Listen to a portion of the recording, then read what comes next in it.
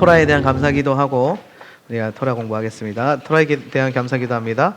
바로가타 아도나이 엘로헤이누 멜렉하올람 아셰르 키드샤누 베미시오탑 베지파누 라속 베이디브레 토라. 야훼 우리 하나님 우주의 왕이시여 당신의 계명들로 우리를 거룩하게 하시고 우리에게 토라의 말씀에 전념하도록 명하신 당신을 송축합니다. 암송 구절 읽겠습니다. 바에시에브 야콥 시작. 바에시에브 야콥 베에레츠 메구레이 아빕 베에레츠 크난. 야콥이 아버지가 우거하였던 땅 곧 크난 땅에서 살았다. 아멘. 자, 이번 주간에 우리가 공부하게 되는 토라 포션은 바에시에브라고 합니다. 따라서 바에시에브. 자, 바에시에브는 이렇게 써요. 자, 그리고 그가 슈브했다, 정착했다. 그리고 그가 정착했다. 누가 정착합니까? 예, 야곱이, 그죠? 야곱이 계속해서 떠도는 삶을 살다가 드디어 정착을 했습니다. 어디에 정착하죠? 가나안에 정착합니다. 가나안은 어떤 땅? 언약의 땅이에요. 언약의 땅이죠, 그죠? 드디어 야곱이 계속해서 이 언약을 이루기 위해서 애쓰다가 결국에는 이제 그 야곱이 어떻게 언약의 땅으로 들어가냐면은 야복강에서, 그렇죠? 야복강에서 뭐가 쳐집니까? 환도뼈가 쳐져야 돼요. 환도뼈. 환도뼈는 뭐야? 내가 가장 강한 힘이다는 거야. 나의 힘이다. 하나님의 언약으로 들어가려면 뭐부터 빼야 되는 거예요? 내 힘을 의지하는 것. 나를 의지하는 힘을 빼야 된다는 거예요. 내 힘을 갖고, 내가 의지하는 강한 힘을 갖고는 언약의 땅에 들어갈 수 있다 없다? 없다라는 거예요. 자, 구원도 또 마찬가지죠. 구원을 이룸에 있어서 내가 그 구원에 있어서 뭔가 더해지는 게 있습니까? 구원은 전적인 그리스도의 십자가의 공로로 인해서 이루어지는 겁니다. 아멘? 그렇죠. 심지어 그 십자가를 믿는 믿음에 대한 그 믿음조차도 주님이 주시는 거예요. 그러니까 어떤 믿음이냐면, 우리가 이 믿음에 대해서 얘기할 때도 좀 잘 알 필요가 있는데, 믿음이란 것은 뭐냐면 내가 예수를 믿는다라고 해서 구원받는 게 아니에요. 여러분 성경을 자세히 헬라어를 풀어보면은 너희가 믿음으로 말미암아 구원을 얻는다고 했을 때 그 믿음은 나의 믿음을 말하는 것이 아니라 어떤 믿음이냐? 주님의 믿음이에요. 주님의 믿음. 주님께서 나를 먼저 믿으셨단 말이죠, 그죠? 그래서 내가 아직 연약할 때에 나를 위하여서 기약대로 그리스도께서 죽으신 바 되었다. 로마서 5장에서 분명히 말하고 있죠, 그죠? 우리가 연약하고 죄인 되었을 때에 그리스도께서 나를 믿음으로 말미암아 그리스도께서 믿으신 그 믿음, 이 믿음으로 우리가 구원받는 거야. 내 믿음으로 구원받는다는 것은 내 믿음은 항상 흔들려요, 그죠? 우리 믿음은 풍랑 앞에서도 흔들려요. 대적들 앞에서도 흔들려요. 문제 앞에서 흔들려요. 안 흔들릴 때가 없어. 내 믿음은 견고해지지가 않아요. 그래서 결국에 깨닫는 게 뭐냐? 내 힘과 내 노력과 내 믿음으로 구원받는 게 아니라 주님의 믿음으로 구원받는 것이다. 할렐루야. 그러니까 우리가 가나안 땅에 들어간다, 언약 속에 들어간다, 이게 뭐냐? 구원에 대한 얘기를 하는 거예요. 구원받는다. 근데 구원받으려면 뭐가 빠져야 되냐면 내 힘을 의지하는 내 환도뼈. 환도뼈가 뭐예요? 가장 강한 뼈라 그랬어요, 그죠? 가장 강한 뼈. 내가 의지하고 있는 가장 강한 그 뼈가 쳐져야 돼요. 힘이 빠져야 돼요. 야복강에서 뭐 합니까? 레슬링 하잖아요. 야복강에서 이제 씨름한단 말이에요. 근데 씨름할 때 하나님이 환도뼈를 탁 치니까 야곱이 더 이상 씨름할 수 있는 능력이 있어요, 없어요? 없잖아요. 야곱이 씨름할 수 있는 능력을 잃어버리니까 주님이 뭐라고 말하냐면 네가 이겼다라는 거예요. 그러니까 우리 삶에 있어서 영적인 전쟁에 있어서 승리는 내가 하나님 주신 능력 가지고 막 나가서 싸워서 이기고 싸우고 해서 승리, 이게 아니란 말이에요. 승리의 포인트는 뭐냐면은 나의 힘을 빼고 주님의 힘을 갖는 거예요. 할렐루야. 그러니까 내 힘을 의지하면서 지금까지 살았는데 이제 예수님 만나면 예수님 뭐라고 말하냐면은 네 힘을 의지하지 말고 이제 나의 힘을 의지하라는 거예요. 나를 바라보라는 거예요. 그래서 믿음이라는 것이 오면은 가장 먼저 일어나는 게 뭐냐면 이 야복강의 씨름이에요. 야복강의 씨름을 쉽게 설명하면 자아죽음이에요. 자아죽음. 안 죽어.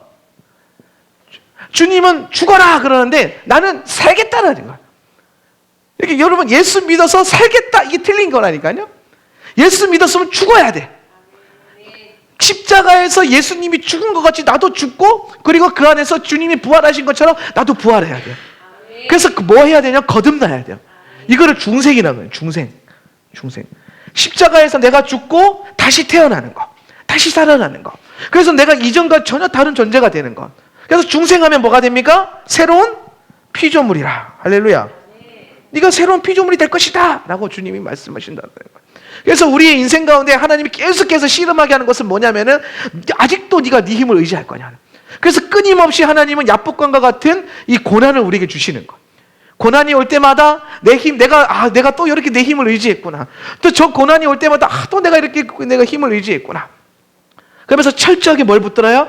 주님의 힘을 내 안에 자꾸 받아들이는 거예요. 우리가 성령을 파도에 비유할 때가 많아요. 그렇죠? 성령의 파도처럼 이렇게 오신다는 거예요. 그럼 우리는 항상 또 그동안에는 이 번영복음의 논리에 갇혀 있으니까 항상 파도는 파도인데 어떤 파도 타야 돼요? 큰 파도를 타라.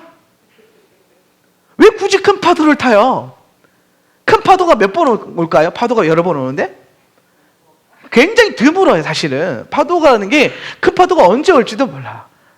중요한 거는 파도가, 근데 그러나 주님께서 보내주시는 파도는 크든 작든 간에 계속 뭐예요? 반복된다는 거예요. 하나님의 은혜도 마찬가지, 하나님의 사랑도 마찬가지예요. 그분의 사랑이 파도처럼 계속 내 삶 가운데 밀려와. 그럼 계속 내가 그걸 뭐예요?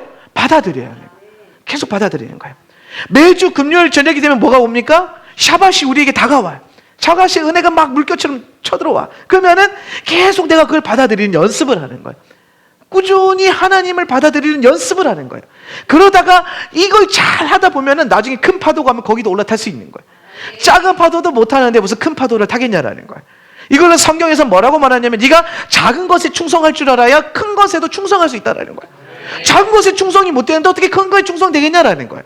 근데 오늘날의 많은 성도들은 자꾸 내게 큰 것을 달라는 거예요. 하나님 내게 큰 파도를 보내주시고 큰 힘 주시고 큰 능력 주시고 큰 은혜 주시고 큰 축복 주시고. 그러나 하나님은 계속해서 우리에게 늘 은혜 주시고 축복 주시고 사랑 주시고 할렐루야. 이걸 하나님이 주시는 그때 그날의 은혜를 자꾸 받아들일 수 있는 믿음의 우리 가운데 필요하다라는 거예요. 이게 중요하다라는 거예요. 그래서 우리는 끊임없이 하나님을 받아들이는 훈련을 해야 돼요. 근데 제일 어리석은 게 뭐냐면 파도랑 싸우는 사람. 파도랑 덤벼라고 해서 나 싸워요. 영화에 보면 그런 거 많이 나오잖아요. 파도 팍 치면 와! 그러면서 뭐 와! 이게 제일 어리석은 짓이에요. 못 이겨요, 사람은 파도를. 그 순간 이긴 것 같죠? 그럼 또 옵니다. 그 파도랑 나랑 싸우면 결국 누가 지쳐져? 파도는 지치지 않아요. 할렐루야. 하나님은 지치지 않아요. 아멘. 하나님이 막 보는 은혜를 주시고 부르심이 있고 네가 이제 내게로 와라 그러면은 그게 되고 아니요 이러고 있으면요 언젠가 내가 지쳐서 나가 떨어져요. 그러니까 자꾸 우리는 하나님이 주시는 은혜를 받아들이는 훈련, 매 주일마다 우리가 예배를 드리면서 은혜를 받는 훈련, 매 샤밧마다 하나님의 임재로 들어가는 훈련, 주님을 받아들이는 훈련들, 그게 우리에게 필요하다는 거예요. 큰 것 찾지 말고 작은 것에 충성돼야 큰 게 온다는 거예요. 할렐루야. 그러니까 작은 것을 잘 바라봐야 돼. 야곱이 평생을 큰 복 찾아다녔어. 큰 복. 어떻게든 큰 복 찾아보겠다고 여기로 갔다가 저기로 갔다가 사기도 쳤다가 아버지도 속였다가 형도 속였다가. 근데 결국에는 하나님이 어떻게 하는 게 아십니까? 하란 가가지고 아버지 속이고 형 속인 그대로 당하게 하세요. 그러면서 뭐야? 자기를 발견하게 하는 거예요. 그리고 가장 정확하게 자기를 본 장소가 뭐예요? 야복강이에요. 환도뼈 딱 쳐지고 내 힘 빠지고 내 자 다 죽고 나니까 이제 뭐예요? 야곱이 이번 주에 가나안에 정착하였더라. 그래서 그게 바이의 슈브 정착한다라는 거예요. 자, 슈브가 또 다른 말로 정착하다는 뜻이 있고 뭐라고 했어요? 또 회개하다는 거예요. 회개했다라는 거예요. 그러니까 성경은 산다라는 것을 뭐라고 말하냐면 회개했냐라는 거예요. 자, 문영지가 앞에 있는데 넌 잘 살고 있니? 누가 와서 물었어요. 부모님이 혹은 목사님이 와서 문영지를 불렀어요. 문영지 목양실로 따라와. 목양실로 보통 오라 그러면 굉장히 쫄리잖아요. 그죠? 무섭죠. 그죠? 왔어. 너 잘 살고 있니? 그랬을 때 어떻게 대답할 거야? 잘 살고 있습니다. 그럼 네가 어떻게 잘 살고 있니? 네가 어떻게 잘 살고 있어? 삼시세끼 밥 잘 먹고 돈 잘 벌고 살고 있니? 그게 사는 거니? 돈 버는 게 사는 거니? 밥 잘 먹는 게 사는 거니? 좋은 여자 만나서 결혼 잘하는 게 사는 거니? 자식 잘 낳고 잘 사는 게 사는 거니? 성경은 계속해서 묻는 거예요. 그게 사는 거니? 근데 그게 삶이 아니라는 거예요. 성경에서 말하는 삶이 뭐예요? 핵심이 그거예요. 생명이 너에게 있니? 라는 거예요. 삶이라는 거는, 여러분, 사람은요, 태어나면서 죽기 위해서 태어나요. 이게 굉장히 철학적인 것 같은데 그냥 단순한 거예요. 사람 태어나면요, 어디를 향해 걸어갑니까? 죽음을 향해 걸어가는 거예요. 그러니까 이 인생이라는 거는 태어남과 동시에, 생명을 얻음과 동시에 죽음이라는 목적지를 향해 달려가요. 그러니까 인생은요, 소망이 없어요. 그렇죠? 죽으면 끝이잖아요. 소망이 없는 거예요. 죽음의 견세가 항상 우리를 붙들고 있기 때문에 항상 우리 그거에 대한 두려움이 있어요. 죽음에 대한 두려움이 있어요. 죽기 싫어. 사람 누구나 죽기 싫어. 근데 그거 못 이겨요. 그렇죠? 사람은 그 누구도 죽음을 이길 수가 없어요. 그런데 2000년 전에 갑자기 누가 딱 나타나셨냐면은 죽음의 권세를 이기신 분이 딱 나타나셨어. 이게 중요한 거야. 이 인류 역사 가운데 그 누구도 죽음을 이길 수가 없었어요. 그 누구도 무덤을 연 분이 없어요. 할렐루야. 근데 무덤을 여신 예수님이 나타나셨어. 예수님이 무덤을 여셨어. 근데 그 예수님이 여러분에게 동일하게 뭐라고 말하냐면, 내가 너의 무덤을 열어줄 거고 내가 너의 죽음을 뭐예요? 이기게 하겠다는 거예요. 예수님의 이기심으로 말미암아 나도 그거 이긴다는 거예요. 그래서 예수님과 성경은 계속해서 뭐라고 말하냐면은, 잘 살고 있니? 너에게 생명이 있니? 삶이란 것은 뭐니? 라고 했을 때 성경이 뭐라고 하냐면, 네가 회개했니? 라는 거예요. 너 회개했니? 안 하는 거예요. 회개했니? 오늘 회개했니? 오늘 내가 어떻게 잘 살았냐를 평가할 수 있냐면, 내가 오늘 얼마나 회개했느냐는 거야. 회개라는 거는요, 여러분의 죄를, 하나님 이것도 잘못했고 저것도 잘못했고 이것도 잘못했고 이것도 잘못했고, 이게 회개가 아니에요. 슈브가 뭐예요? 슈브는 돌이키다라는 거예요. 돌이키다. 그러니까 왜 돌이켜야 되냐면, 우리는요, 인생은 끊임없이 죽음을 향해 가요. 그죠? 근데 여기서 내가 예수님을 만났어. 근데 문제는 난 여전히 죽음을 향해 가요. 그죠? 예수 믿으면 안 죽습니까? 죽는데 안 죽어요. 이런 유명한 명언 있잖아요. 죽어요. 그런데 안 죽어요. 안희숙 여사님이 쓰신 죽어요. 안 죽어요. 근데 우리 이거 죽어요. 근데 안 죽어요. 왜 안 죽냐? 끊임없이 돌이켜야 돼요. 끊임없이 생명으로. 여기에 생명이 있단 말이에요. 그러면 성경은 계속해서 우리에게 뭐라 하냐면, 은혜를 베푸시고 주님이 인카운트 하셔가지고 끊임없이 이 죽음의 터널에서 돌이키게끔 하시는 거예요. 그래서 계속해서 돌이키면서 나중에 죽음이 따왔을 때 이 죽음조차도 돌이켜버리는 거예요. 그래서 죽으면은 끝나는 게 아니라, 죽으면은 뭐예요? 진정한 시작이 오는 거예요. 이게 우리의 인생이란 말이에요. 이게 성도의 인생이에요. 그 성도는 어떻게 사냐면은, 잘 사는 게 뭐냐면 휴브를 잘해야 돼요. 회개를 잘해야 돼요. 회개. 그래서 계속해서 끊임없이 돌이키는 삶을 사는 거예요. 죄를 고백하는 게 회개가 아니에요. 여러분의 죄가 있어요. 내 안에 죄가 있어. 예수님, 나는 예를 들어서 내가 뭐 이런 죄를 짓고 저런 죄를 지었어요. 거짓말을 했어. 시기 질투했어. 또 분노를 했어. 판단하고 비방했어요. 그러면 딱 죄책감이 올라오면 뭐합니까? 예수님, 내가 다시는 안 그럴 테니까 주님의 보혈로 씻어주시고 정결케 해주시고 내 죄를 다 씻어주세요. 이게 회개가 아니에요. 회개의 본질은 그렇게 해주세요 다음에 내가 안 살아야 돼. 그렇게 돌이켜야 되는 거예요. 내가 지금까지는 거짓말하는 삶을 살았지만, 이제는 돌이켜서 진실한 말을 하는 삶을 살고, 이전에는 내가 시기와 질투 가운데 살았지만 이제는 뭐예요? 사랑과 섬김으로 살고. 할렐루야. 계속 돌이키는, 끊임없이 내 삶을, 내 모습을, 나라는 자아는 끊임없이 죽음에 대한 성향으로 끌고 가요. 나라는 거는 다 죽음과 연결되어 있어요. 내 삶도 죽음과 연결이 되어 있고 내 성향도 죽음과 연결이 되어 있어요. 모든 게 다 죽음이에요. 근데 거기서 자꾸 우리는 죽음의 그 삶의 모든 부분들을 예수님을 거기에 자꾸 모셔들여가지고 생명으로 자꾸 변화시키는 거예요. 그게 회개란 말이에요. 이렇게 살면 죽어요. 그러니까 회개하는 거예요. 이렇게 계속 살면 죽어요. 그러니까 돌이키는 거예요. 그래서 내가 오늘 잘 살았냐 못 살았냐는, 내가 오늘 얼마나 나의 삶을 돌이켰느냐라는 거예요. 우리의 삶의 모든 건 다 죄로 얼룩져 있어요. 어둠으로 얼룩져 있어요. 여러분, 천국 가는 거 되게 어렵잖아요. 그죠? 천국 가는 거 쉽습니까? 난 천국 가는 거 어려운 것 같아요. 천국 가는 거 쉬운 건 아닌 것 같아요. 솔직히 말하면. 왜? 예수 믿는 게 쉽지 않잖아요. 예수 믿는 거 쉬워요? 아니요. 이 험한 세상에, 이 악한 세상에 예수 제대로 믿는 것만큼 어려운 게 없어요. 그죠? 예수 믿고 천국 가는 거는 사실 어려운 일이 맞아요. 그런데 지옥 가는 거는요, 너무 쉬워요. 가만히 앉아있으면 갑니다. 뭐 전혀 할 필요 없이 가만히 앉아있으면 지옥은 저절로 가요. 그죠? 근데 천국은 해야 될 게 너무 많아요. 주일날 교회도 가야 되죠. 막 말씀대로 살아야 되죠. 좀 더 믿음 들어오면 11조 생활도 해야 되죠. 막 할 게 너무 많아요. 물론 그 행위들이 여러분이 구원하는 그 조건은 아닙니다. 그러나 내가 구원받은 사람으로서의 어떤 그 삶의 열매를 또 나타내야 된단 말이에요. 그러니까 이게 해야 될 게 너무 많고 불편한 게 너무 많아요. 아무것도 안 하면 그 저절로 알아서 쫙 편하게 지옥 가는데 천국 가겠다고 그렇게 힘들게 씨름하고 사는 거예요, 우리 모두가. 예. 그 중에서 제일 씨름하는 분은 예수님이고, 할렐루야. 그래서 제가 그 얘기잖아요. 예수님 솔로로 활동하셨으면 대박 났을 텐데 괜히 나 데리고 가느라고 지금 손에 엄청 보고 계시는 거예요. 그게 예수님이에요. 그래서 내가 넘어지면 일으켜 주시고, 쓰러지면 챙겨 주시고, 자빠져서 못 일나면 업고 가시고, 할렐루야. 그게 예수님이에요. 그러니까 우리가 그 예수님을 자꾸 받아들이고 믿으면서 내 안에 있는 악한 그 본성에서 나를 자꾸 돌이키는 거예요. 선함으로. 그 선에 대한 기준이 어디에 있냐면 예수 그리스도 안에 있다라는 거예요. 그러니까 야곱이 이전에는 끊임없이 죽음을 향해서 살다가 이제는 드디어 슈브하는 삶을 살아요. 회개했어요.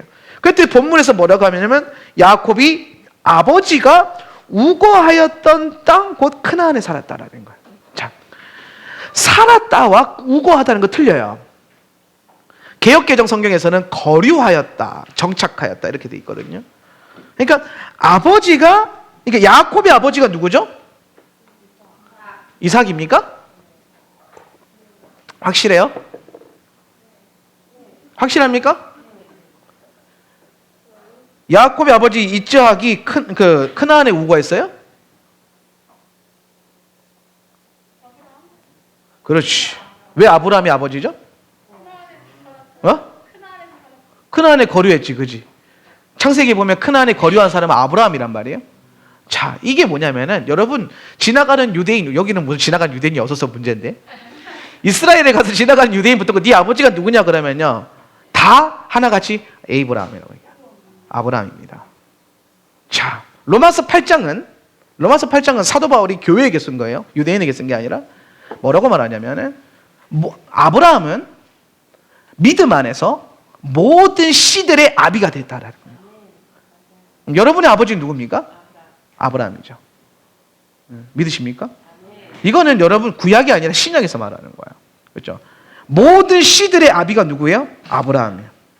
그 아브라함이 거류했던 장소. 그러니까 거류하다는 걸 뭐라고 하냐면요. 구르라고 해요. 구르. 구르라는 단어가 뭐에서 나오냐면은 그 나그네라는 단어를 나중에 낳거든요. 나그네. 그러니까 아브라함이 나그네처럼 살았던 그 땅에 야곱은 살았다라는 거예요. 이거 굉장히 중요한 겁니다. 아브라함은요, 가나안 땅에 살았던 적이 없어요. 아브라함은 가나안을 끊임없이 돌아다녔어. 근데 언약은 야곱이 받아요, 아브라함이 받아요? 아브라함이 받지. 하나님이랑 언약 누가 해요? 아브라함이 하잖아요. 아브라함이. 그래서 아브라함의 하나님, 이삭의 하나님, 야곱의 하나님, 그리고 누구의 하나님? 나의 하나님. 여러분의 그 구원에 대한 언약이 어디로 거슬러 가냐면 아브라함으로 시작한단 말이에요. 그러니까 아브라함은 어떤 존재냐면은 아브라함은 언약을 많이 해요. 하나님 앞에서 언약 엄청 많이 합니다. 하나님이 아브라함에게 내가 너에게 이걸 줄 거고 저걸 줄 거고 저걸 줄 거라 그랬어요. 근데 아브라함 그 중에 하나도 못 받아요. 아브라함은 다 못 받아요. 대신 누가 그걸 다 받냐면은 이스라엘이 다 받아. 야곱이 다 받아요. 야곱이 낳았던 12아들의 이스라엘. 그리고 궁극적으로 누가 다 받아요? 여러분이 다 받았어요. 아브라함은 언약은 정작 다 맺었는데 아브라함은 받는 자가 아니라 어떤 사람이 되냐면은 주는 자가 됐어요. 그래서 아브람이 뭐냐면요 높은 아버지예요. 고귀한 아버지. 아비라는 뜻이거든요. 아부. 람은 높다라는 거예요. 아브람. 그러니까 높은 아버지예요. 그러니까 여러분이 가끔 아브람과 아브라함에서 아브람은 안 좋은 이름이고 아브라함은 좋은 이름, 이런 설교 많이 들었잖아요. 아브람도 좋은 이름이고 아브라함도 좋은 이름이야. 아브람은 높으신 아버지, 아브라함은 열국의 아버지, 열방의 아버지라는. 그러니까 높으신 아버지는 뭐예요? 하나님 아버지의 신성을 상징하는 거예요. 그러니까 아브라함은 보면요, 다 아버지 하나님의 그 역할이 그대로 남아 있어요. 여러분, 아버지 하나님은요, 받으시는 게 하나도 없죠. 가지는 게 하나도 없어요. 그분 항상 주기만 하세요. 할렐루야. 하나님이 여러분에게 뭐 달라 그랬어요. 야, 나 옷도 필요한데, 막 내가 너 잠바가 필요한데, 우리들 잠바 히말라야 이런 거 한 벌 나도 주겠니? 이런 적 없죠. 끊임없이 그분은 주시는 분이에요. 아브라함은 그래요. 그죠? 근데 아브라함의 자손 가운데 이스라엘이란, 이제 야곱이 이제 이스라엘이 돼요. 이스라엘은요, 사람의 이름이 아니죠. 이스라엘은 뭐의 이름이죠? 민족의 이름이 돼요. 나라의 이름이 돼요. 그러니까 야곱이라고는, 이스라엘이라는 인물은요, 성경에서 그냥 단순히 한 사람을 의미하는 게 아니라 모든 민족, 하나님의 백성을 상징하는 거예요. 그 백성이 어디로 들어갑니까? 가나안 땅에 살아요. 즉 아브라함은, 아버지는 언약을 주었고, 그 자손인 하나님의 백성은 언약의 땅으로 들어가는, 쉽게 설명하면 하나님 아버지께서 구원에 대한 언약을 우리에게 주셨고, 할렐루야. 먼저 주셨잖아요. 여러분이 택해서 믿은 거 아니라니까요. 여러분이 택한 게 아니라 그분이 택한 거예요. 그리고 나는 그 땅에 들어가서 사는 거예요. 이게 구속사라는 거예요. 구속사. 그래서 그것을 가능하게 연결하는 존재가 누구냐? 예슈아라는 거예요. 예수 그리스도. 예수 그리스도는 우리를 그렇게 여호수아처럼 데리고 들어가는 분. 그래서 지금 야곱이 슈브했다, 정착했다. 그 하나님의 언약의 땅에 정착했다라는 거는 굉장히 중요한 거예요. 그래서 슈브라는 단어가 뭐냐면은, 슈브가 쉿이잖아요. 그렇죠? 이거는 형상이라는 뜻이에요. 형상. 베이트는 뭐예요? 집이에요. 그렇죠? 그러니까 그리고 그가 형상의 집을 지었다라는 거예요. 우리 인생은 다 뭐에 대한 이야기라 그랬어요? 집을 짓는 이야기. 그렇죠. 집을 짓는 이야기죠. 이걸 맞췄습니다. 잘하셨습니다. 우리 인생의 모든 것의 핵심은요, 집 짓는 거예요. 집. 온 우주를 하나님이 창조하실 때 가장 첫 번째 단어가 베레시트라고 했어요. 베레시트.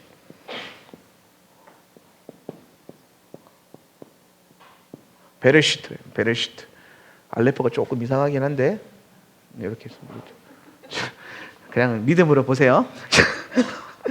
베레시트의 핵심이 뭐냐면은 뭐예요? 집이에요. 집의 로시, 머리. 집의 머리가 뭐예요?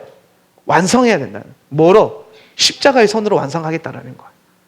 이게 성경의 첫 단어예요. 그러니까 이게 개역개정에서 이걸 뭐라고 해석했냐면은 태초에 라는 단어예요. 태초에라는 단어를 히브리어는 상형 문자이기 때문에 뜻을 풀어보면은 집의 로시, 머리를 십자가의 손으로 완성하겠다라는 뜻이에요. 이미 태초에라는 단어에 복음이 다 들어가 있어요. 복음이. 예수 그리스도께서 십자가에 못 박히신 그 구속사역으로 내가 이 집을 완성하겠다라는 거예요. 이 집을 완성하겠다. 그래서 결국에 이 땅에 있는 모든 것은 뭐냐면 집을 짓는 문제. 예수님께서 이 땅에 오셔가지고 십자가 지시고 난 다음에 부활하셨어요. 그죠? 그리고 다시 하늘로 올라가시면서 우리에게 뭐라고 말씀하셨냐면, 내가 너와 함께 살 처소, 곧 집을 마련하기 위해서 간다라는 거예요. 집 지으러 간다라는 거예요. 집 지으러 간다. 그리고 더 나아가서 에베소서에 오면은 사도 바울이 뭐라고 말하냐면, 우리 모두는, 교회는 뭐냐면, 교회는 함께 그리스도의 집을 지어가는 존재라는 거예요. 이 말이 즉是뭐냐면, 집이라는 건 혼자 못 짓는다라는 거예요. 예수는 혼자 믿는 게 아니라는 거예요. 예수는 어떻게 믿습니까? 공동체로 믿는 거다라는 거예요. 나 혼자 신앙 좀 천국 못 갑니다. 그거 성경에 없는 신앙이에요. 성경에서 말하는 구원은 뭐냐면, 맞아, 구원은 너의 개인의 사건이야. 네가 나를 믿어야 돼. 그런데 구원의 완성은 집을 짓는 건데, 그거는 성도들과 함께 짓는 거라는 거예요. 그래서 예수님 이 땅에 오셔서 유일하게 남기신 게 뭐예요? 교회예요. 교회. 그렇기 때문에 내가 예수를 믿는데 교회는 안 다닙니다라는 거는 있을 수 없는 얘기예요. 내가 예수는 너무 좋아하는데 교회 공동체는 싫어요. 교회 신앙 따로 내 신앙 따로가 안 된다라는 거예요. 사람들이 토라를 딱 배우면서 깨지는 첫 번째가 그게 뭐냐? 공동체성이에요. 왜? 그동안에 끊임없이 계속해서 우리가 배운 건 뭐냐면 내 신앙이 중요하다는 거예요. 그렇죠? 너의 신앙이 중요하다는 거예요. 네 믿음으로 네가 구원받는다는 거예요. 이게 틀린 말이 아니에요. 근데 맞아요. 우리는 우리 믿음으로 구원받는, 나의 믿음으로 구원받는 거예요. 그런데 그 구원이라는 거는 일순간적인 사건이 아니라 점진적인 사건이고 완성해야 될 것들이에요. 구원이라는 것은, 그래서 구원과 성화와 영화가 나눠진 거예요. 구원의 과정이 있어요. 성화를 어떻게 이루겠냐는 거예요. 성화. 거룩함을. 나 혼자서 막 11조하고 금식하고 막 이렇게 막 혼자서 막 경건하게 살면 거룩해집니까? 아니요. 성경은 끊임없이 뭐에 대한 거룩이라고 말하냐면은 공동체 안에서 섬김에 대한 거룩. 공동체를 거룩해 가는 거예요. 자, 이 공동체의 중요성에 대해서 가장 중요하게 보여준 사건 하나가 이렇게 뭐냐면은 출애굽하고 난 다음에 여호수아가 이스라엘 백성들 딱 데리고 와서 여리고 딱 점령합니다. 그죠? 여리고 어마어마한 성입니다. 근데 믿음으로 점령해요.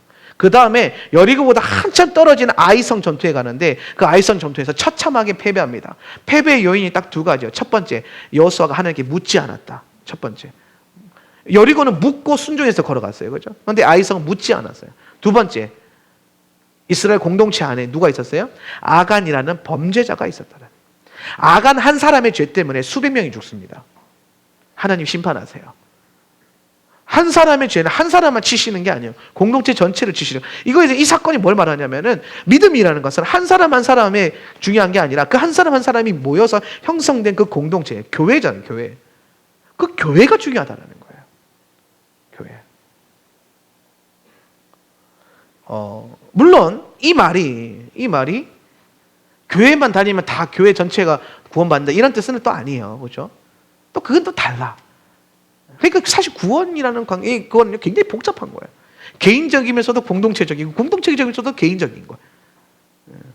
그래서 저는 뭐라고 정의하냐면은, 본질적인 것은 개인적으로 적용하고, 형상적인 것은 공동체에 적용한다는 거예요. 행위적인 거는. 영적인 믿음, 그렇죠? 영의 믿음은 어디에 적용해야 됩니까? 내 마음에 끊임없이 적용해야 돼요. 영적인 거는, 본질적인 거는, 그렇죠? 근데 믿음이라는 게 또 행위적이야. 행함이 있죠, 행함이. 행함이 있는 믿음이 어떤 믿음이요? 살아있는 믿음. 그 행함은 어디에 행할 거라는 거예요? 나한테? 아니죠. 이웃에게 행하는 거예요. 공동체에게 행하는 거예요. 영적인 믿음은 나에게 계속 적용시키는 거고, 말씀은 자꾸 내게 적용시키고, 행함은 공동체에 적용시키는 거예요. 그래서 주님이 뭐라고 말씀하시냐면, 가장 크고 중요한 계명, 첫째 되는 계명을 주노니, 첫째, 주 너의 하나님을 목숨과 같이 사랑하라. 이거는 나 개인이 해야 되는 거예요. 그렇죠? 영적인 믿음이에요. 그러니까 우리는 끊임없이 하나님을 죽도록 사랑해야 돼. 할렐루야. 아멘. 그게 할 수 있겠습니까? 그게 예배자예요. 내가 주 너의 하나님을 목숨과 같이 사랑하고 그 다음에 내 이웃을 내 몸과 같이 사랑하라. 그러니까 이제 행위적인 믿음은 어디에다 적용하는 거예요? 이웃에게 적용하는 거예요. 공동체에 적용하는 거예요. 그래서 믿음이라는 거는 어떤 놀라운 사건을 일으키냐면은 예수 그리스도 안에서 믿음이요 어떻게까지 자라가야 되냐면은 나는 너가 돼야 돼. 그리고 너는 나다. 할렐루야. 못 알아듣겠죠, 그죠? 아멘이 아무도 안 나오고 못 알아듣겠죠. 모르겠는데 내 이웃을 나의 몸같이 사랑하라고 했어요. 그죠? 주님이. 내 몸이야, 내 몸. 누가? 이웃이. 그러니까 너는 나라는 거예요. 이해가 돼요? 너는 나고 나는 또 너야. 이게 끊임없이 상호 작용하는 거. 이게 사랑이라는 거. 이렇게 사랑으로 작용하는 거. 이게 교회 공동체예요. 이게.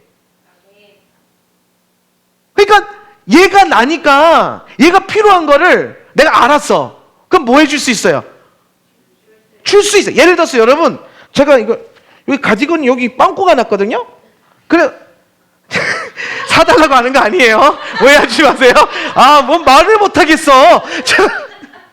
가디건이 빵꾸가 났어요. 그래서 내가 이걸 보고 오늘 아침에 뭐라고 생각했냐면은 가디건 하나 사야지. 왜? 난 돈이 있으니까. 나 돈 많아요. 안 사줘도 돼요. 나 돈 많아요. 그래서 내가 가디건 사야지 이렇게 했어요. 가디건 사야 돼. 가디건 살 거야, 나는. 그죠?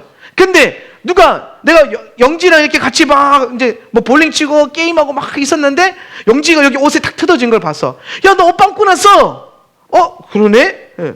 야, 가서 갈아입고 와. 라고 말하지? 사줄 생각 전혀 안 하잖아요. 그죠? 해요? 안 하잖아요. 솔직해집시다. 가끔 들긴 하겠죠. 성령이 감동하시면. 이게 중요한 거야. 성령이 감동하면 그거 보면은 해주고 싶어져요. 그죠? 내 몸도 아니고 내 새끼도 아니고 내 혈육도 아니에요. 그죠? 그런데 굳이 제가 옷이 빵꾸 났다고 내가 쟤한테 옷 사줄 그게 됩니까? 근데 그게 되는 게 교회라니까요. 그게 돼야 되는 게 교회예요. 예수님이 원하는 그 믿음의 분량이 뭐냐면 그거 하라는 거. 그거. 내 몸에 옷 빵꾸 나면 옷 사야지. 뭐 살까? 브랜드 뭐 지오다노나 갈까? 이것부터 머리 팍팍팍 돌아간단 말이에요. 그죠? 뭐가 세일할까? 뭐가 좋을까? 브랜드는 뭐가 좋을까? 뭐가 유행일까? 똑같이 내 옆에 있는 형제와 내 자매들에게 없는 게 있다면 그걸 보고 야, 쟤 저걸 뭘 사줄까? 어떻게 사줄까? 뭘 좋은 거 사줄까? 머리가 팍팍팍 돌아가야 돼. 내 몸처럼. 내가 너무 먼 나라 얘기해요? 너무 이상주의자야 내가? 지금 진짜 가디건이 빵꾸 다니는 눈에 보여주는 거예요. 그게 교회라니까. 예수님이 원하는 교회가 그런 교회예요. 성도 많이 모여가지고 막 바글바글 대고 막 성가대가 몇십 명이고 막 오케스트라 예배하는 그런 교회도 좋겠지만은 뭐 그런 교회가 아니란 건 아니잖아요. 근데 진짜 예수님은 뭐라고 말했냐면 예수님은 야, 교회는 자고로 성가대 오케스트라 있어야 되고 뭐 성도가 500명 있어야 되고 막 그렇게 얘기 안 했어요. 예수님은. 그죠?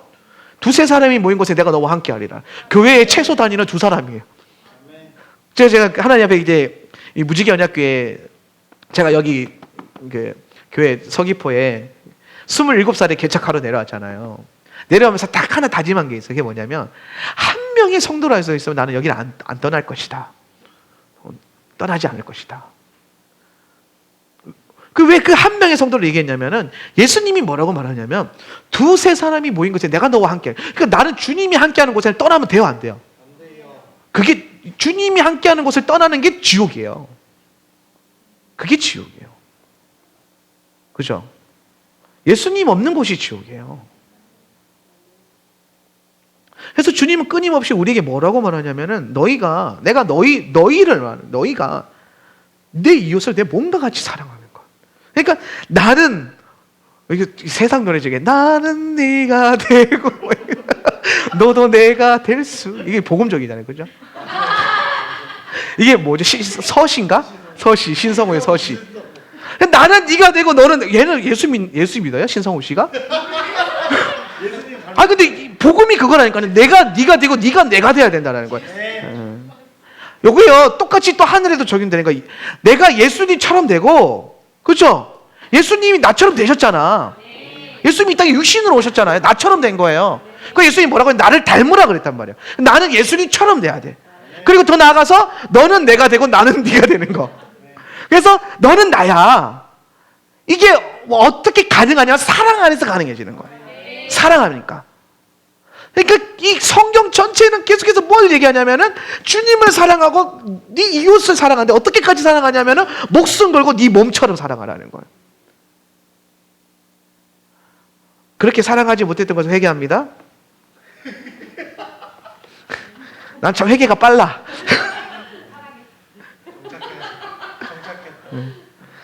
여러분도 회개하십시오. 그렇게 사랑하지 못했던 걸 회개하셔야 돼요. 회개는 뭐죠? 입으로 하는 게 아니라 그랬어요. 그죠?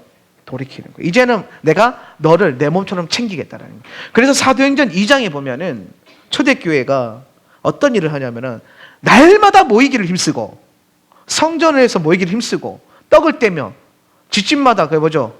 떡을 떼고 그 다음에 뭐 합니까? 자기 소유를 팔아 나누어 주고 물건을 서로 뭐하니? 통용하니. 통용이 뭐예요? 통용이 뭐냐면 쉽게 설명한 거예요. 내가 배고파요. 근데 집을 딱 열었더니 밥이 없네? 그러면 저기 동웅동 넘어가가지고 더 풍성한 교회 옆에 살고 있는 정아 집사님 집에 들어가. 띵동도 안 하고 그냥 문 열고 들어가서 근데 아무도 없어. 그냥 거기 밥 있길래 밥 퍼먹고 나오는 게 통용하는 거예요. 근데 초대교회는 그렇게 살았대요. 내가 필요해. 내가 무슨 소유가 필요해요. 예를 들어서 내가 지금 가디건이 빵꾸가 났잖아요. 계속 말해서 죄송합니다. 압박하는 거 아니에요. 나 돈 많아요. 가디건 사오지 마세요. 반품 시킬 거예요. 근데 내가 가디건이 빵꾸 났는데 저기 이제 우람이가 나 몸이 좀 사이즈가 맞는 것 같아. 그럼 우람이 가디건이 보니까 2개야. 그럼 하나 내가 입는 거야. 그게 가능한 시대가 올까요? 와야 돼요. 교회 안에서는. 제가 갑자기 돈이 필요해. 빌려주는 게 아니라 줄 수 있어야 돼요. 물론 무분별하게 빌려주다 보면은 이게 사람이랑 그래서 악함이 있기 때문에 그럼에도 불구하고 사랑함으로 그냥 손해 보면서 빌려줘요. 그러니까 예수 믿는 사람들 손해 많이 봐야 돼요.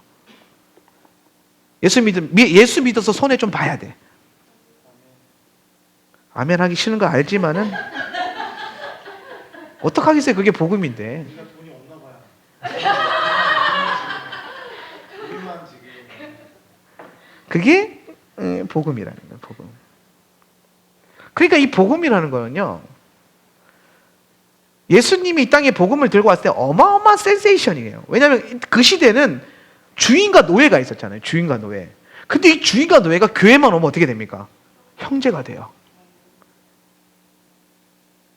주인이 뭐냐면 오라마 어깨 좀 주물러봐. 안 오면 어떻게 합니까? 멍들고서 막 팰 수 있는 게 주인이잖아요. 그죠? 그래서 막 항상 엎드리고 막 도미노스 이러면서 막 엎드리고 막 항상 눈도 못 맞추고 막 지금은 건방지게 눈을 맞춰 주인에게 막 이렇게 하잖아요. 감히 노예 따위가 뭐 그러면서. 근데 그런 관계에 있던 자들이 예수 그리스도 안에서 교회로 오게 되면 어떻게 되냐면 종이 주인에게 형제님하고 손을 내밀 수 있는 거예요. 근데 주인이 전혀 그게 부끄럽지도 않고 화가 나지도 않아. 그래 형제요. 그래서 서로 안아주고 서로 존중할 수 있는 게 교회였어요. 그럼 여러분 이 예수님이 들고 온 복음이 이런 거거든요. 이게 그 시대 가운데 퍼지기 시작했는데 얼마나 무서웠을까요? 세상이. 세상 권력자들이 얼마나 무서워했을까요? 그렇죠? 그래서 복음은 항상 사람들의 삶을 뒤흔들었어요. 복음은 그냥 내 마음, 머릿속에서 있는 게 아니에요. 삶을 흔들었다니까요. 복음은 내 삶의 인생을 전체를 변화시켰어요. 근데 오늘날의 복음은 머리에만 있거나 가슴에만 있거나 삶에 없어. 복음이. 왜 삶이 없냐? 너가 나가 되지 않았어. 너가 나가 되는 게 힘들어. 왜 그렇게까지 해야 돼? 힘들게? 희생정신이 없어. 헌신이 없어요. 심지어 교회 안에서도 마찬가지예요. 교회 공동체 안에서도 마찬가지예요. 공동체, 교회. 하나님이 믿는 사람들의 모임. 근데 세상 사람들보다 더해. 더 악해요. 그러면은 이거는 예수님이 우리에게 준 복음이 아니잖아. 이거는. 우리 이 복음부터 회복을 해야 돼요.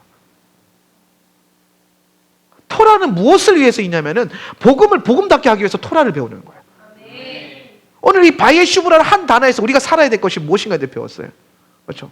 돌이키라는 거예요. 뭐에서 돌이키냐면은 나는 나고 너는 너 이 사상에서 돌이켜야 돼요. 바벨론은요. 잘 보세요. 하나님은 우리에게 집 짓는다고 해요. 집 지어라고 해서 그죠? 집. 네. 집을 지어라. 그런데 세상을 뭐라고 해요? 바벨론이라고 해요. 바벨론. 그죠? 바벨론. 바벨론을 이렇게 써요. 집이 있긴 집이 있는데 집이 몇 개예요? 집이 2개야. 집이 2개라는 게 무슨 뜻일까요? 우리가 지난주 화요일에는 하나님의 집과 세상의 집, 영적인 집과 육신적인 집을 말했지만은 또 다시 뭐라고 말하냐면은 이 두 집 뭐냐면 네 집, 내 집. 너의 집, 나의 집. 너의 집 따로, 내 집 따로. 그거를 훈련해라. 그게 바벨론이에요. 투하우스예요, 투하우스. 집이 2개야. 집을 2개의 집을 살아라는 거야. 이 세상 다 집이 2개다. 그런데 하나님은 아니라는 거예요. 하나의 나의 집을 지으라니까. 어떤 집? 형상의 집. 어떤 형상? 하나님의 형상.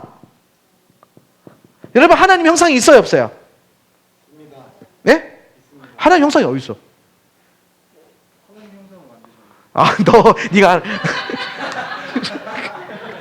그렇게 보면 있네. 미안해. 메인인 하나님인데요? 메이비 하나님. 그래. 하나님의 형상을 지었다라는 건 뭐냐면은, 그러면 하나님이 너처럼 생겼을까? 그건 후지죠. 그러시지 않았습니다. 하나님의 형상으로 만들었다는 건 하나님의 본성을 말하는 거죠. 본성. 그러니까 형상이 뭐냐면 보이는 거잖아요. 하나님이 형상이 있어요? 이 땅의 모든 신들이 형상이 있어요. 특히 우리는 이제 이 성경이 처음 성경을 하나님이 처음 주었던 그 시대, 그러니까 고대 근동 사회로 가보면 고대 근동 사회의 모든 신들은 다 형상이 있어요. 뭐 여우 머리를 했든 개 머리를 했든 개신이든 뱀신이든 하여튼 형상이 있단 말이에요.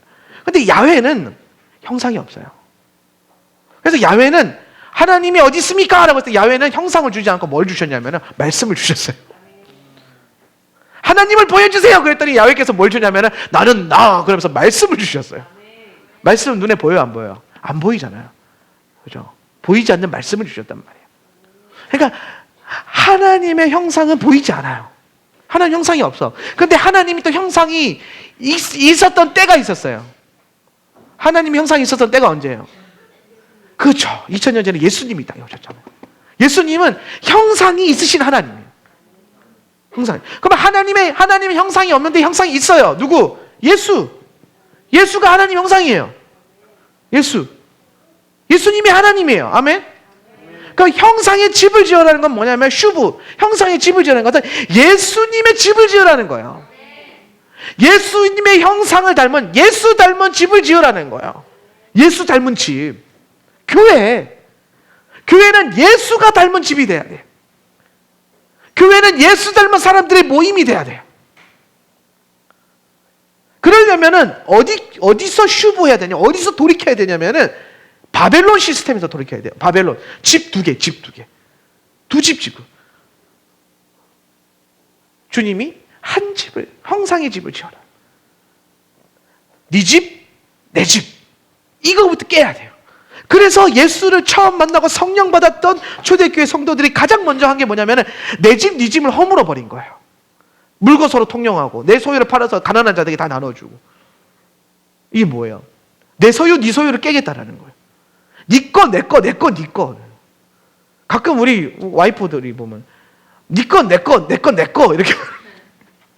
그게 아니라 네 건 내 거고 내 건 네 거야. 이게 그냥 부부 관계에서도 이루어진 게 아니라 교회 안에서도. 근데 이게 사실상 쉽지 않잖아요. 그렇죠? 이런 교회가 어디 있어 세상에. 그러니까 문제인 거예요. 예수님이 오셔서 그런 교회 만드셨는데 그런 교회가 없어요. 이 땅에. 무지개 언약교회 그런 교회예요? 아니잖아. 솔직히 말해서. 좋아하시더니 사골 그러네요.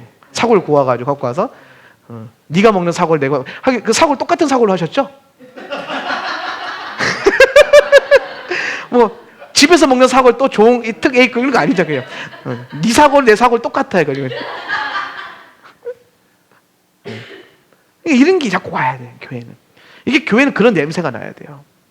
사랑하는 냄새가 나야 돼. 섬기는 냄새가 나야 되고 나누는 냄새가 나야 되고 집이 자꾸 허물어지는 냄새가 나야 돼요. 그런데 그게 쉽지는 않아요.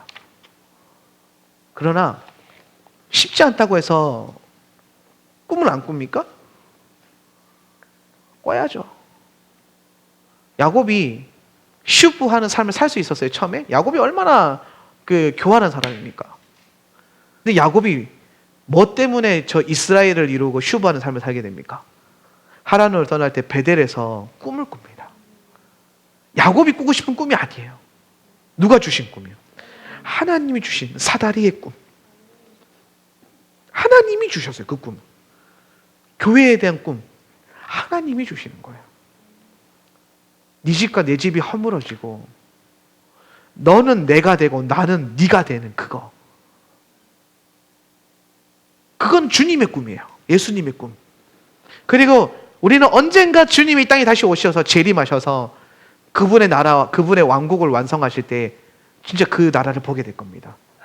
네 집 내 집 따로 있는 집이 아니라 한 집 안에서, 한 울타리 안에서. 우리 아까 샤밧 할 때 장막 안에 들어왔잖아요, 그죠? 이게 장막이거든요, 탈릿이. 집이란 거예요, 장막, 집. 그러니까 우리가 지금 제가 식구별로 그렇게 일부러 묶잖아요. 한 식구라는 거예요, 한 식구. 장막 안에서 한 집은 한 가족. 근데 예수님께서 이 땅에 오셔서 온 열방 가운데 그 집을 치실 거라는 거예요. 그 예수님의 탈릿을 쫙 칠 거란 말이에요, 예수님의 장막을. 그럼 온 열방이 한 지붕, 한 가족이 되는 게 하나님 나라예요. 누가 그런 삶을 살 수 있냐? 슈브하는 자가, 회개하는 자가, 돌이키는 자가. 이 땅에서 비록 우리가 이 교회를 하면서 많은 한계가 있고 주님 뜻대로 살지 못하지만 그래도 끊임없이 회개하고 끊임없이 돌이키고 끊임없이 복음대로 살려고 애쓸 때에 주님이 이 땅에 오셔서 그 한 지붕 칠 때 우리는 한 가족으로 들어갈 수 있을 것입니다. 그게 하나님 나라예요. 그래서 우리는 성도들은 뭐라고 부르냐면 형제 자매라고 부르는 거예요. 아버지가 같아. 우리는 성은 다른데 아비가 같다. 하나님 아버지. 그리고 그 하나님 한 아버지의 예표가 바로 아브라함이에요. 한 아버지. 이스라엘의 아버지면서 모든 믿는 자 백성들의 아버지. 그 한 지붕됨, 한 가족됨, 에카드됨. 사실 이 에카드가 왜 중요하냐면, 자, 드디어 야곱이 그 삶을 살고 난 다음에 야곱이 회개하니까 누가 나타났어요? 요셉이 나타나요, 그죠? 이제 요셉 이야기예요, 사실 이번 주에. 야곱 얘기를 많이 했는데요. 원래는 이번 주간 요셉에 대한 얘기, 요셉. 근데 야곱이 회개하니까 요셉이 나타났어요. 요셉은 누구를 상징하죠? 요셉? 예수님을 상징하는 인물이에요. 구약에서 예수님을 가장 정확하게 설명해 주는 게 요셉이에요. 은혜 팔려가고 대속제일처럼 양피로 이게 교화 트레이드 되고, 그리고 결국에는 세상을 다스리는 자가 되고, 우리 예수님이 이 땅에 모든 걸 다스릴 것입니다. 네. 그런데 이 요셉에 대한 이야기가 나오면서 동시에 뭐냐면 요셉의 꿈이 등장해. 그러니까 항상 이 꿈이 중요해요. 여러분 꿈꾸세요. 할렐루야. 내 꿈꾸지 말고 주님 꿈꾸세요. 할렐루야. 할렐루야. 근데 가끔 내가 막 그 문자 보낼 때 막 오늘 밤에도 예수님 꿈꾸세요. 이렇게 되게 오글거리는 멘트. 오늘 이 밤에 다 집집마다 들어갈지어다. 내 꿈이 아니라 주님 꿈을 꿔야 돼요. 근데 요셉이 주님의 꿈을 꿨어요. 근데 무슨 꿈을 꾸냐면은 두 개의 꿈을, 형들의 단이 내 단에게 절하는 꿈을 꾸고, 두 번째 꿈이 중요해요. 항상 두 번째 꿈은 확증이라 그래서 그죠? 확증. 두 번째 꿈은 뭐냐면은 11별이 요셉에게 경배하고, 그리고 해와 달이 경배했다 그랬어요. 그죠? 11와 하나가 합쳐지니까 뭐가 나옵니까? 11 더하기 1은 13. 산수예요, 산수. 이거 내가 무슨 미적분 문제 낸 것도 아닌데 왜 이렇게 힘들게 13. 이 13이란 히브리어는 13 숫자가 굉장히 중요한 거예요. 그렇죠? 수치마다 이제 다 뜻이 있다 그랬어요. 13의 숫자 값을 가지는 단어가 두 단어가 있는데, 첫 번째가 뭐냐면 에카드예요. 에카드. 따라합시다. 에카드. 에카드는 뭐냐면 하나됨이라는 거예요. 하나됨을 이루겠다. 그러니까 예수님이 꾸시는 꿈이 뭐예요? 하나됨에 대한 꿈이라는 거예요. 하나됨. 누가 하나 돼요? 아비와 어미와 자손 다. 그러니까 가족이 하나 되는 거예요. 자녀와 아버지, 엄마, 아비와 어미, 온 가족이 하나 되는 거예요. 누구 안에서? 예수 그리스도 안에서. 이건 뭐냐면 온 열방이 하나님 안에서, 예수님 안에서 하나 되는 거예요. 십자가 안에서 하나 되는 거예요. 에카드됨의 꿈을 꾸는 거예요. 13이 되는 거예요. 두 번째로 13을 뭐라고 말하냐면 아하바라고 합니다. 아하바. 따라서 아하바. 아하바도 13의 숫자 값을 가져. 아하바는 뭐예요? 사랑. 예수님은 무슨 꿈을 꿔요? 사랑하는 꿈을 꿔요. 온 열방을 하나 되는 거. 이 모든 게 어디서 가능해진다 그랬죠? 사랑 안에서 가능해지는 거예요. 네 집, 내 집이 깨지는 게 어떻게 가능해져요? 사랑 안에서 가능해지는 거야. 하나님을 내 목숨과 같이 사랑하고 내 이웃을 내 몸과 같이 사랑하는 그 사랑이 예수님이 꾸시는 꿈의 핵심이에요. 아멘? 이 꿈을 꿔야 돼. 이 꿈이 내 꿈이 돼야 돼. 이번 주까지 주님이 뭐라고 하면 네가 이 꿈을 꿔라는 거예요. 여러분, 요셉이 예수님이면 우리는 누굴 닮아라 그랬어요? 예수님 닮아가야 될 거 아니에요. 그럼 내 꿈은 내가 꾸는 게 아니라 어떤 꿈을 꿔요? 예수님의 꿈을 꿔야 돼. 하나됨과 사랑에 대한 꿈을 꿔야 돼. 그래서 우리가 왜 기도의 집을 합니까? 왜 맨날 첫날 모여서 기도합니까? 온 열방이 하나 되도록 기도하는 거예요. 할렐루야? 우리가 왜 이 교회 하면서 쪼매난 교회 힘들잖아요. 큰 교회가 다니기는 편하잖아요. 그냥 예배만 똑 드리고 그냥 집에 가면 되잖아요.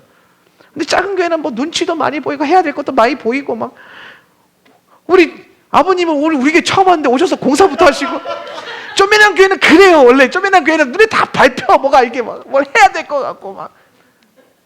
그럼에도 불구하고 우리가 이 교회를 다니면서 꾸는 꿈이 뭐예요? 예수님께서 꾸셨던 그 꿈을 동시에 같이 바라보는 거예요. 그러니까 우리가 이 공동체를 이끌어가는 거예요. 할렐루야? 예수님의 꿈을 꾸세요. 여러분 꿈 꾸지 마시고 주님의 꿈이 여러분의 꿈이 되었으면 좋겠습니다. 그 놀라운 은혜가 여러분 가운데 있기를 축복합니다. 이번 한 주간 바이슈브를 통해서 여러분이 회개하는 자의 삶이 무엇인가에 대해서 내 힘을 빼고 또한 주님의 마음을 품고 자꾸 끊임없이 돌이키는 삶, 그 삶을 살아가시길 주님의 이름으로 축원합니다.